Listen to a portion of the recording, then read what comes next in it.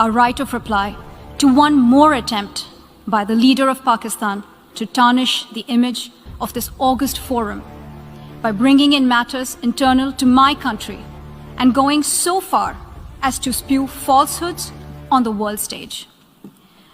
While such statements deserve our collective contempt and sympathy for the mindset of the person who utters falsehood repeatedly, I am taking the floor to set the record straight. Regrettably, this is not the first time the leader of Pakistan has misused platforms provided by the UN to propagate false and malicious propaganda against my country, and seeking in vain to divert the world's attention from the sad state of his country, where terrorists enjoy free pass while the lives of ordinary people, especially those belonging to the minority communities, are turned upside down. Mr. President, member states are aware that Pakistan has an established history and policy of harboring, aiding, and actively supporting terrorists.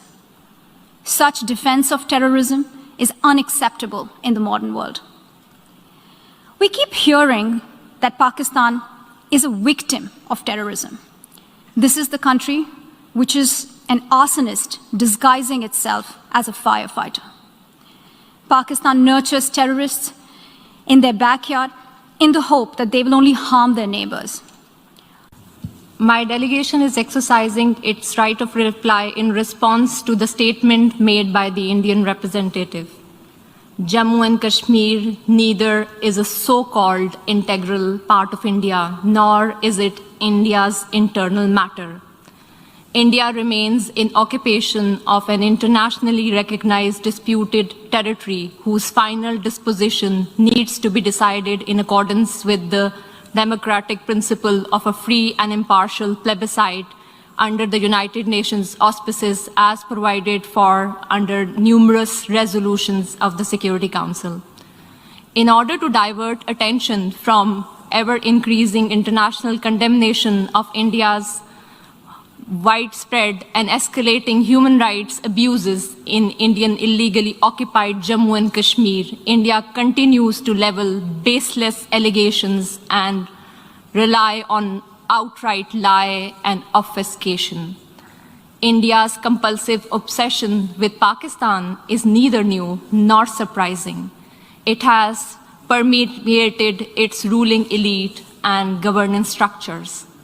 But there is a method to this obsession, as it underpins India's electoral and foreign policy under the ruling RSS-BJP Hindutva-inspired government.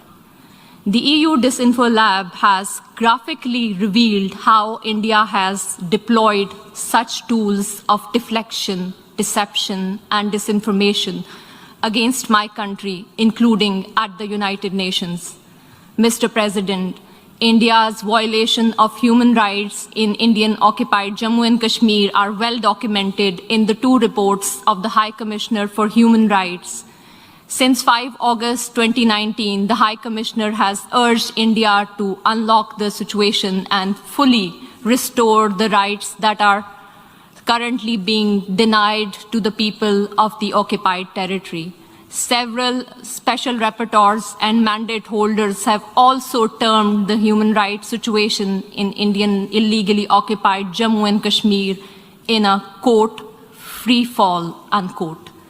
Major human rights organizations, including Human Rights Watch and Amnesty International, have expressed similar serious concerns about India's human rights violation, including in the occupied territory. Not surprisingly, Indian authorities have failed to respond to any of these communications.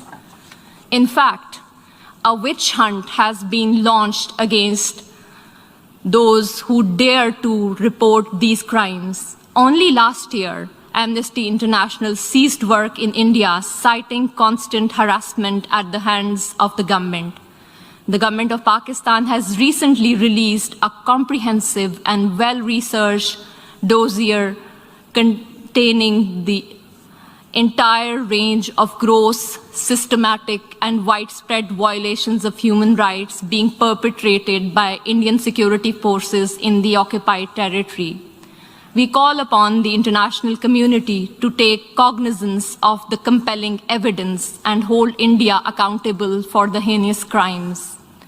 If India has nothing to hide, it must accept a United Nations Commission of Inquiry and agree to implement the Security Council resolution stipulating a plebiscite to enable the people of Jammu and Kashmir to exercise their right to self-determination. Mr. President, as for India's use of the canard of terrorism, regurgitating stale arguments that are typical of all occupiers, let me emphasize that India itself is the principal perpetrator, sponsor, financer, and abettor of terrorism in the region. Today, India is involved in at least 4 different types of terrorism. First, India is resorting to state terrorism to suppress the people of Indian illegally occupied Jammu and Kashmir. Since 1989, Indian occupation forces have killed more than 96,000 Kashmiris, widowed around 23,000 women, and used rape as a weapon of war and orphaned more than 108,000 children. Second, it is funding and supporting terrorist organizations like the TTP, which are involved in numerous cross-border terrorist attacks against Pakistani military and civilian targets. Over the last decade, thousands of Pakistanis have lost their lives or have been injured as a result of these Indian-sponsored terrorist attacks. Pakistan has shared irrefutable evidence of Indian involvement in supporting and sponsoring terrorism with the international community. Third, India is financing and organizing mercenary terrorist organizations against Pakistan to impede economic growth and prosperity of the region. India's National Security Advisor, Mr. Ajit Doval, has publicly admitted supporting and financing of such mercenaries. The captured Indian spy, Kulbhushan Jadhav, has also confessed to organizing such terrorism in Pakistan. Fourth, India is being guided by a supremacist ideology that has mainstreamed Islamophobia and bigotry against minorities, particularly Muslims, in its political discourse. The RSS is one of the oldest fascist movements in the world, enjoys state protection, patronage, and support by BJP, the ruling party in India. It was RSS which was responsible for pogrom in Gujarat in 2002, which killed over 2,000 innocent Muslim children, women, and men. These anti-Muslim pogroms were later repeated in Mumbai and Delhi. One cannot expect anything new from the purveyor of Hindutva. In today's incredibly intolerant India, the 200 million strong Muslim minority faces frequent lynching by cow vigilantes, pogroms by RSS thugs with official complicity, discriminatory citizenship laws to disenfranchise Muslims, and a concerted campaign to destroy mosques and the rich Muslim heritage of India. Mr. President, for the edifice of fascism is in an advanced stage of construction in India today. The Hindutva order of the ruling party has created an atmosphere of fear among all minorities, including Muslims, Christians, Sikhs, and Dalits. The Indian delegation would do well to reflect on the deeply troubling trajectory their state is embarked upon, rather than indulging in patent falsehood about Pakistan. India must realize that it has continuously and miserably failed to suppress Kashmiris living under its occupation, from demanding their inalienable right to self-determination. I thank you.